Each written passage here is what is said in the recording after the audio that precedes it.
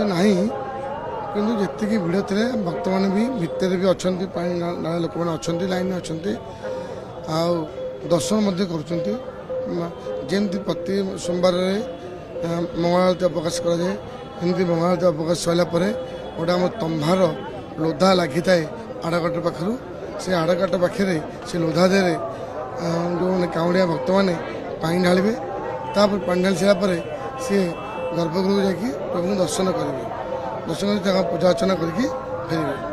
ବର୍ତ୍ତମାନ ପୂର୍ଣ୍ଣମୀ ପଡ଼ିଛନ୍ତି ଗୁରୁବାର ଆଉ ଶୁକ୍ରବାର 2 ଦିନ ପଡ଼ି, ଯେହେତୁ ଗୁରୁବାର ଦିନ ପାଳନ କରାଯିବ। କାଉଁଡ଼ିଆ ଭକ୍ତଙ୍କର ଏଇ ମାସରେ ଭଲ ରହିଲା, ଭଲ ମଧ୍ୟ 3 ସମୟ ବହୁତ ଭିଡ଼ ହୋଇଥିଲା।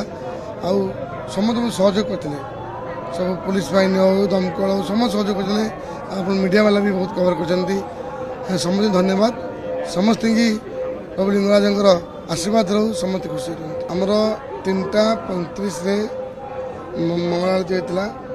4ଟା ସୁଦ୍ଧା ଆମର ଯେମିତି ଗର୍ଭଗୃହ ଦର୍ଶନ ମିଳିବା କଥା ସେମିତି ମିଳିଯାଇଥିଲା।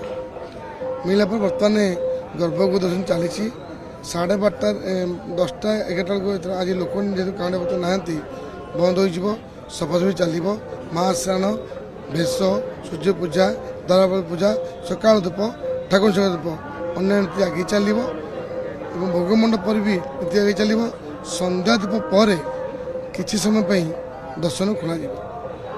ତାପରେ ବଡ଼ସିଂହାର ହୋଇ ମନ୍ଦିର ପହୁଡ଼ ହେବ।